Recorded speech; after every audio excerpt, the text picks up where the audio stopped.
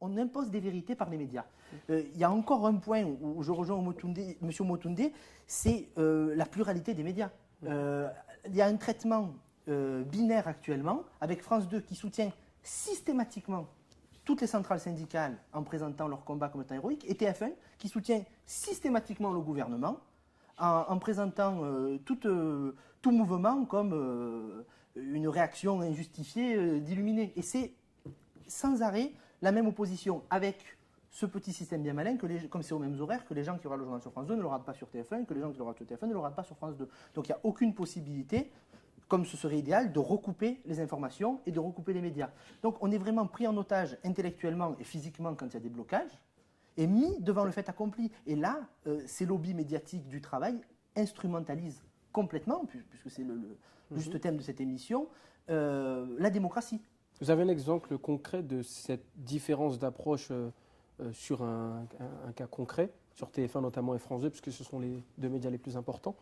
Voilà, tout à fait. Donc, je vais prendre un cas récent dans l'actualité. Au moment où la crise sortait dans les médias, il y a eu une réaction qui a été qualifiée de, c'est ce qu'avaient promis les centrales syndicales, de jeudi noir, vraiment de jeudi où on souffrait parce que tout était en grève. Bon, les syndicats annonçaient plus de 2 millions de personnes dans la rue. Alors, ça nous fait toujours rire, particulièrement, vous savez, les différences entre le chiffre de la police et le chiffre des syndicats. On sait qu'un est minoré, l'autre est majoré. À Marseille, la différence sur le nombre de manifestants était quand même de 1325%.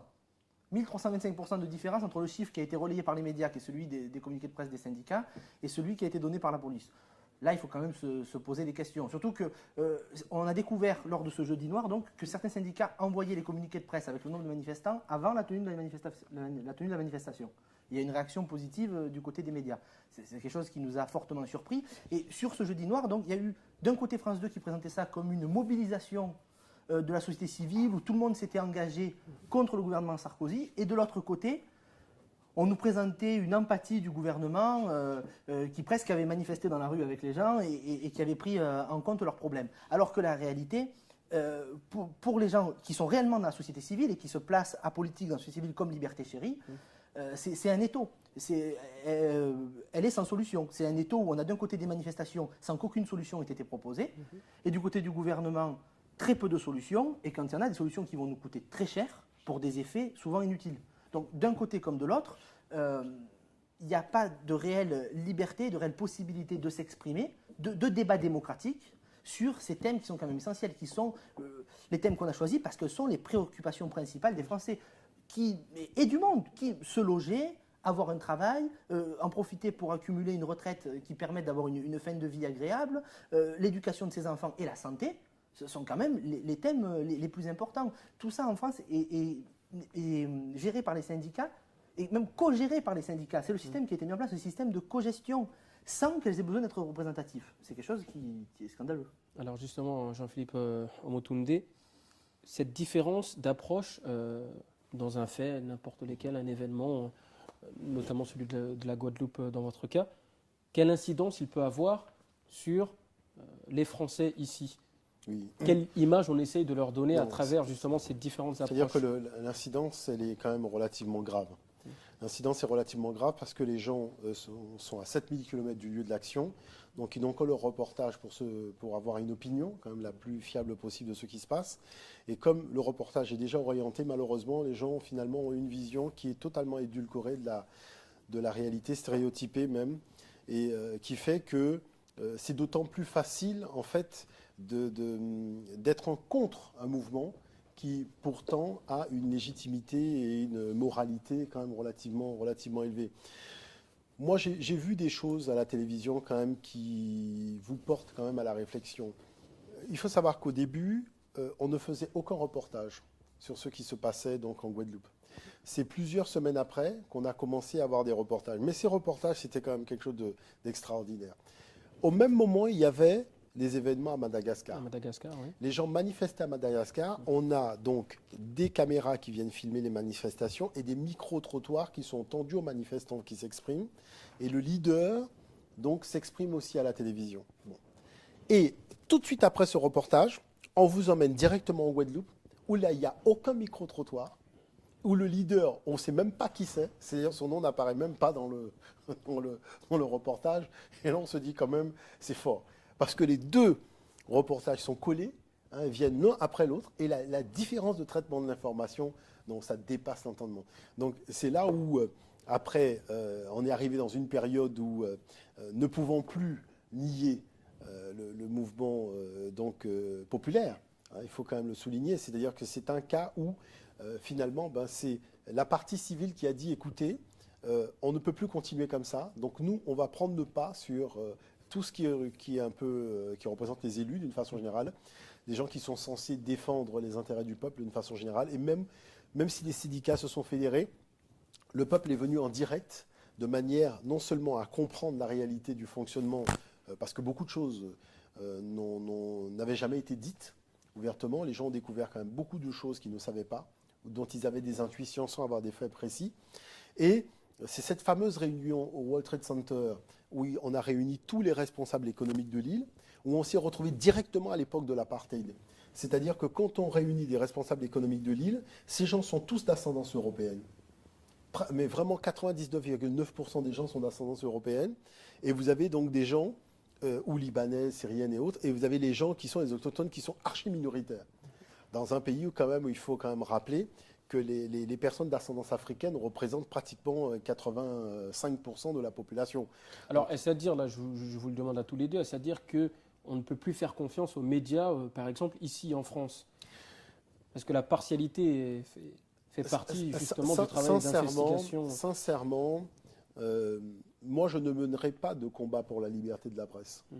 Parce que déjà ici, le spectacle auquel on a droit, ça défraie la chronique. Je dirais la moindre information, c'est un spectacle monumental, c'est de la propagande. Même un fait sportif devient de la propagande, vous voyez. C'est-à-dire que, bon, je comprends, la presse écrite va vous dire, oui, mais il faut vendre des journaux, donc si on n'en met pas de l'huile sur le feu, on ne va pas arriver à vendre. Mais enfin, sortir un article le lundi, et contredire l'article le mardi, sous prétexte qu'on voulait vendre du papier le lundi, donc on a donné la primeur aux rumeurs pour contredire les rumeurs le lendemain, je dirais quand même, ce sont des techniques de communication qui ont attrait plus à la Star Academy de l'actualité qu'à vraiment des faits réels. Il y a beaucoup de choses sous-jacentes qui ne sont pas dites.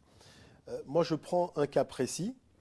Comment voulez-vous qu'un système fonctionne si, par exemple, en Guadeloupe, vous avez 85% qui est de la population qui est d'ascendance africaine. D'accord ? Vous arrêtez n'importe quel individu. Vous lui demandez de vous donner le nom de 2 rois africains. Ces gens sont incapables de vous sortir. Je vais vous donner un exemple. Aux États-Unis. Là, on en est à la transmission du savoir. Non, mais là, ça dépasse. Écoutez, aux États-Unis, il y a un monsieur qui demandait à des jeunes de leur donner le nom d'un pays africain. Je vous parle de jeunes qui vont à l'école. Hein. Les jeunes ont dit Zamunda. Alors le gars, il dit Zamunda. Mais quel est ce pays africain qui s'appelle Zamunda? Et c'est après qu'il s'est rappelé que Eddie Murphy avait fait un film, Un prince à New York, dans lequel son pays était Zamunda. Et les gens ont cru qu'il y avait vraiment le pays de Zamunda. Je vous parle quand même de médias qui sont censés. Attends, on a des ouvrages. Alors, est-ce qu'on n'est pas dans la caricature, là, justement? Non, mais c'est-à-dire que ce phénomène-là, c'est un phénomène vraiment criant, non seulement de la manipulation médiatique, mais aussi de la survalorisation, je dirais, de l'histoire des peuples européens par rapport à la sous-médiatisation de l'histoire des pays du Sud. C'est-à-dire qu'on a l'impression, quand on regarde tout ça, que en fait, les gens dans les pays du Sud ont patiemment attendu que les gens des pays du Nord commencent à penser avec les Grecs et compagnie. Et pendant tout ce temps-là, les gens ils étaient assis au bord de l'eau, ils attendaient les choses passer, et ils ont attendu. Non, tout ça, c'est pas sérieux. Vous voyez, tout ça, c'est pas très sérieux. Jean-Baptiste Josso, justement, avec votre site internet Fédération Liberté Chérie, est-ce que globalement, les médias vous prennent comme un petit monstre qui sort de nulle part pour essayer justement uniquement de les contrer? Ou est-ce que vous proposez quelque chose de concret dans l'approche même journalistique? On propose de l'information. On s'est formé pour faire des communiqués de presse. C'est vrai qu'on a tous un métier à côté, c'est une activité complètement bénévole et il a fallu en faire une activité quasi professionnelle. Il a fallu se former pour parler aux journalistes, il a fallu apprendre à dialoguer avec eux. Donc on a fait le premier pas. Le deuxième pas se fait difficilement.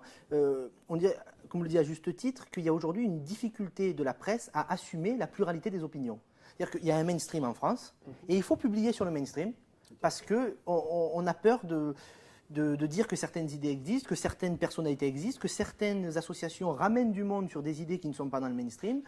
Et on ferme des portes comme ça, et on ramène un petit peu aujourd'hui le schéma politique, toutes les questions de société, à ce qu'on vit entre une UMP qui gouverne à gauche et un PS qui fait des propositions à droite dans l'opposition. Et tout le monde qui perd ses repères, et plus personne qui ne s'intéresse à la politique, c'est ce qu'on voit sur les européennes.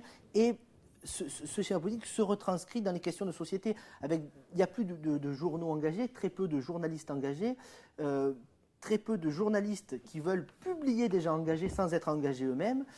Et on aseptise le discours. Il n'y a plus d'idées, donc plus de contradictoires, donc plus de débats. Et c'est de là que sur la vérité, donc on s'écarte de la vérité. Alors je dis ça à ITA TV. Ici, on a pu avoir du débat, on peut avoir des émissions. Je n'accuse pas toute la presse. Heureusement, il reste quelques bastions. Mais on a inversé la tendance. Aujourd'hui, c'est la minorité.